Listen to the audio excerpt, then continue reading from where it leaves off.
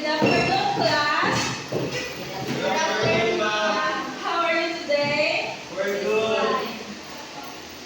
So today we're going to talk about multimedia literacy. So anyone who can guess what is multimedia literacy? Ashley? It's about using Ashley? it's about using pictures and digital images. Yes, Ashley. Multimedia literacy, it is using text, image, sound, and video, and graphics to share information or express ideas. So, in our digital world, we don't just read and write. We create using many kinds of media. So it's like making PowerPoint presentations using videos and photos. Yes, Andrew, that's a perfect example. Multimedia literacy helps us understand and create pieces using different forms of media. Understand, everyone? Yes. So today, I will create you a short multimedia presentation about environmental awareness using multimedia literacy. Okay, understand? Yes. ma'am. Yes, ma'am. Come on, we go back. Yes, ma'am. This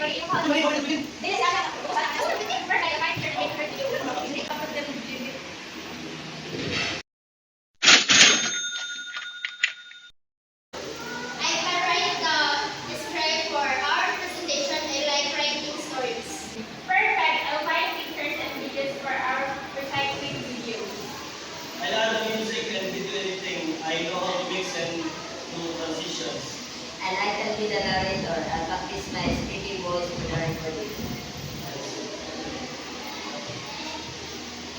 That's wonderful, teamwork. You are using multimodal communication because you have a teamwork and collaborating. So you can start your project now.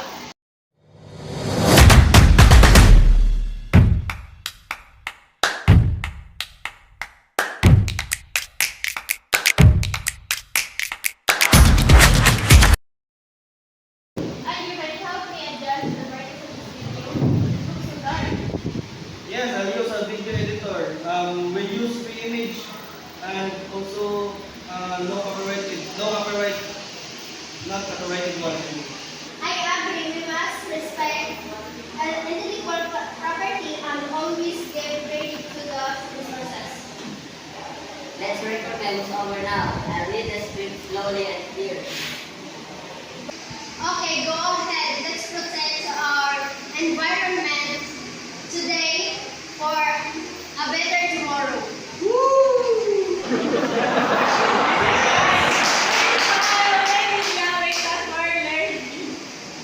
You are showing multimedia literacy because collaboration, creativity, and responsibility.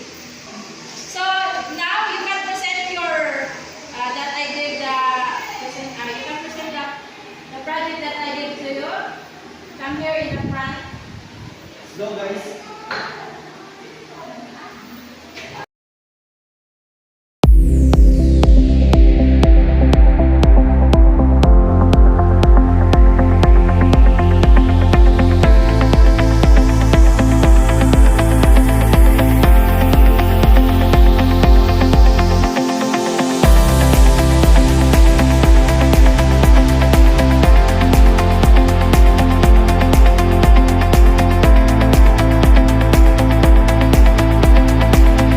Thank you for your presentation. It's a very good idea or example for the multimedia literacy. So now,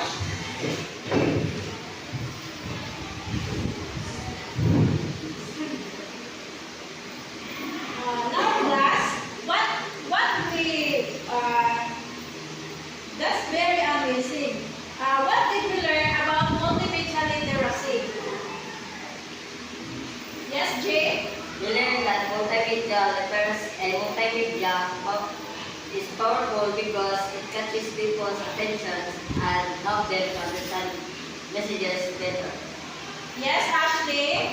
We must also be careful in what are we going to do in social media. Yes. Thank you, Ashley. Yes, Jubilin. And it's not just about creativity, teamwork, and clear communication. Yes, Andrew. Yes, and also it's about how we use media tools, different media tools effectively and responsibly. Yes, very excellent answers. So being multimedia literate means you can understand, analyze, and create using multiple media and use them to make a positive differences. Okay, class, you understand what I mean? Yes, ma'am. So before we end our class, can you give me some insight or before share one thing that you do to practice multimedia literacy? Yes, Ashley. I'll make an inspiring educational presentations to inspire other people.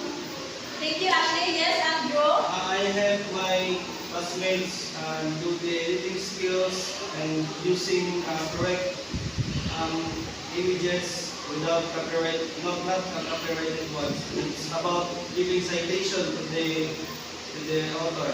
Thank you, Andrew. Yes, Jubilin. I write meaningful stories that can be turned into short films or digital films. Thank you, Jubilin. Yes, Jay. I'll continue to speak clearly and confidently in multimedia presentation. Yes, wonderful. You continue to prove that multimedia literacy isn't just about using technology. It's about communicating with purpose, creativity, and responsibility.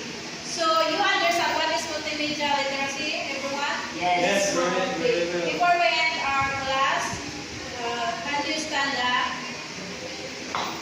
and arrange the chair? Okay, goodbye everyone. Goodbye. Thank you. Bye now. Thank